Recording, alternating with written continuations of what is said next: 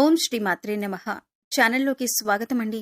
వృశ్చిక రాశివారు జాగ్రత్తగా ఉండవలసిన సమయం వచ్చింది. ఆగస్టు 22వ తేదీ మీ జీవితంలో ప్రళయం రాబోతుంది. అయితే మీరు చేస్తున్న తప్పేంటి? ఎందుకు ఈ పరిస్థితి ఎదురవుతుంది? అలాగే ఈ విపత్తు నుంచి ఎలా బయటపడాలి? మీ తప్పును ఎలా సరిదిద్దుకోవాలి? అలాగే ఈ సమయంలో మీరు చేయవలసిన దేవతారాధన, అలాగే పాటించవలసిన పరిహారాలేంటి అనే అంశాలను ఈ వీడియోలో మనం వివరంగా తెలుసుకుందాం.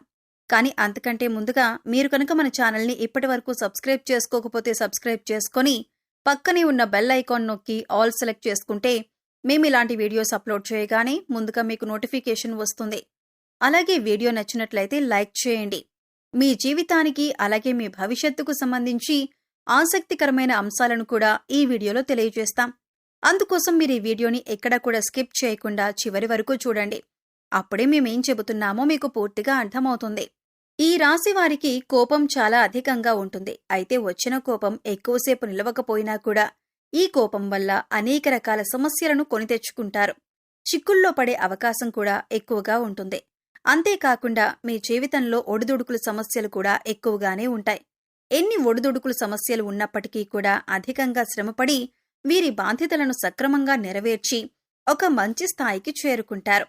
అనేక బాధ్యతలు మీరు నిర్వహించవలసిన పరిస్థితులు కూడా ఏర్పడతాయి. అయితే తమ బాధ్యతలు నెరవేర్చి ఒక మంచి స్థితికి చేరుకున్నా సరే మళ్లీ తిరిగి వీరికి సమస్యలు వీరిని వెతుక్కుంటూ వస్తాయి. ఇలా అనేక రకాల సమస్యలను వీరు ఎదుర్కొంటారు. ఇక ఒక రకంగా చూసుకున్నట్లయితే ఈ రాశివారికి ఎటువంటి కష్టాలు ఉన్నాయి అని ప్రత్యేకించి చెప్పక్కర్లేదు. ఎందుకంటే మానవ జీవితంలో కష్టం వెనుక సుఖం, అలాగే సుఖం వెనుక కష్టం ఉంటుందని ప్రతి ఒక్కరూ అర్థం చేసుకోవాలి. అయితే మిగిలిన రాశుల వారందరికంటే కూడా ఈ రాశి వారికి కష్టాలు ఎక్కువనే చెప్పుకోవాలి. ఎందుకంటే వీరి జీవితాన్ని చూసుకున్నట్లయితే కొన్ని ముఖ్యమైన అంశాలలో అనేకసార్లు నిరాశకు గురైన సందర్భాలు కూడా ఉన్నాయి.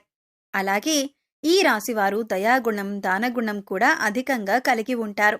ఈ కారణంగా ఎదుటివారు కష్టాల్లో ఉంటే చలించిపోయే మనస్తత్వాన్ని కలిగి ఉంటారు.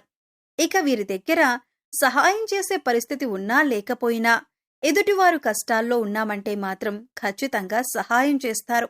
అది ఆర్థికంగా కాని, మాట సాయం కాని ఖచ్చితంగా ఎదుటివారు కష్టాల్లో ఉంటే ఆదుకోవటానికి ప్రయత్నిస్తారు. అయితే వీరు ఎదుటివారికి ఎంత సాయపడినప్పటికీ కూడా వీరికి అవసరమైనప్పుడు మాత్రం ఎదుటివారు సహాయపడ్డానికి అంతగా ముందుకు రారు. ఈ అంశం వీరిని మానసికంగా బాధపెడుతుంది. అయినా కూడా వీరు సహాయం చేసే గుణాన్ని వదులుకోరు.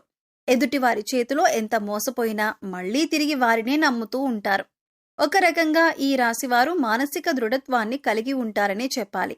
ఈ విధంగా మీరు మీ ధైర్యాన్ని కోల్పోకుండా ఉంటే కష్టం వెనకాలే సుఖం వస్తుంది అన్న విషయాన్ని గ్రహించాలి.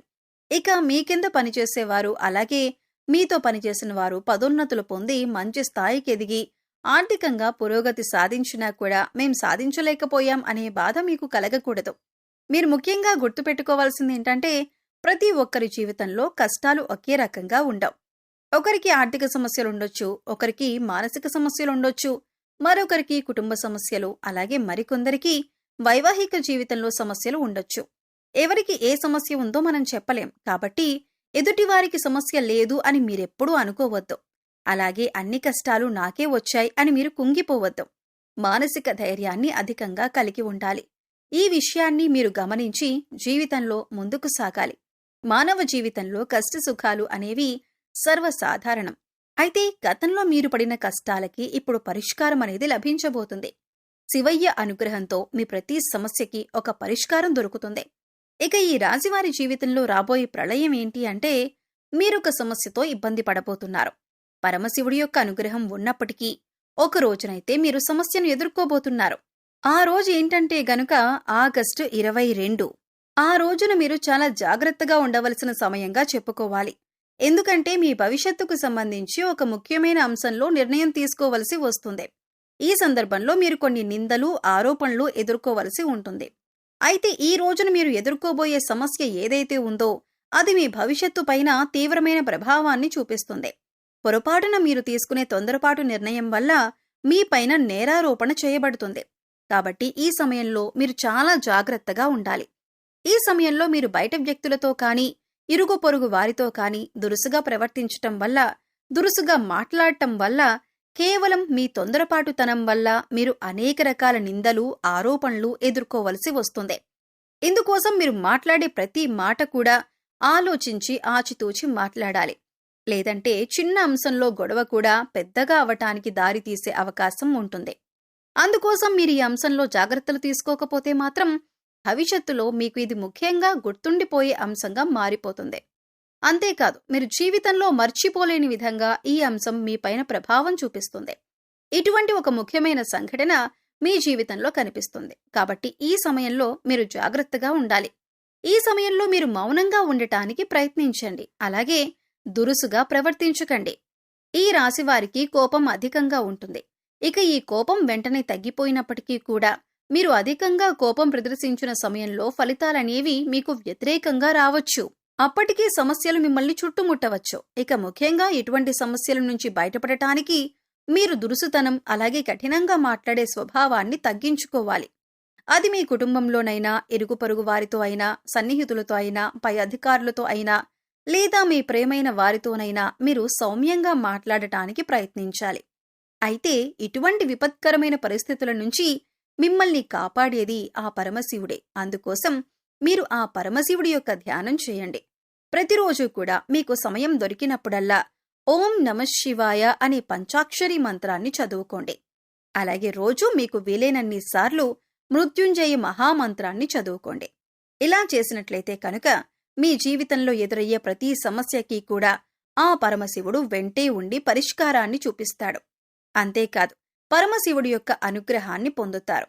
ఎందుకంటే మీ జీవితంలో ఎటువంటి సమస్య మీ దరిదాపుల్లోకి రాకుండా శివయ్య కాపాడుతారు. అంతేకాదు, శివుడికి నీళ్లతో అభిషేకం చేసినా సరే భోళాశంకరుడు చాలా సులువుగా మిమ్మల్ని అనుగ్రహిస్తాడు. అయితే ప్రతి సోమవారం కూడా శివాలయానికి వెళ్లి శివాలయంలో దీపారాధన చేయటానికి ప్రయత్నించండి. ఆవు నేతితో కానీ, నువ్వుల నూనెతో కానీ దీపారాధన చేసి ఒక బిల్వపత్రాన్ని సమర్పించండి. ఒకవేళ మీకు గుడికి వెళ్లటానికి కుదరకపోతే మీ ఇంట్లో ఉండే శివలింగానికి బిల్వపత్రాన్ని సమర్పించి నీటితో అభిషేకం చేయండి. ఈ విధంగా శివుణ్ణి పూజించినట్లయితే శివయ్య మిమ్మల్ని కష్టాల నుంచి బయటపడేస్తాడు. మీకు రాబోతున్న ప్రళయం నుంచి కూడా బయటపడేందుకు మార్గం తెరుచుకుంటుంది. అలాగే మీకు ఉన్నంతలో దానధర్మాలు చేయటం మంచిదే. దానధర్మాలు చేయటం వల్ల ఎంతో పుణ్యఫలితం లభిస్తుంది. అపారమైన దైవశక్తిని పొందుతారు. ఇక మిగిలిన అంశాలలో మీరు మిశ్రమమైన ఫలితాలు పొందబోతున్నారు.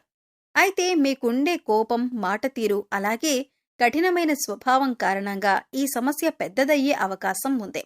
కాబట్టి ఈ అంశంలో జాగ్రత్త వహించండి. సో చూశారు కదండి, ఆగస్టు 22వ తేదీన వృశ్చిక రాశి వారి జీవితంలో ఎటువంటి ప్రళయం రాబోతుంది, ఆ ప్రళయం నుంచి మీరు ఎలా బయటపడాలి, ఈ ప్రళయానికి గల కారణమెవరు, ఈ సమయంలో ఏ దేవతారాధన చేసుకుంటే మీరు ఈ సమస్య నుంచి బయటపడతారు, మీరు మార్చుకోవలసిన ప్రవర్తనేంటి అనే అంశాలను ఈ వీడియోలో మనం వివరంగా తెలుసుకున్నాం కదా.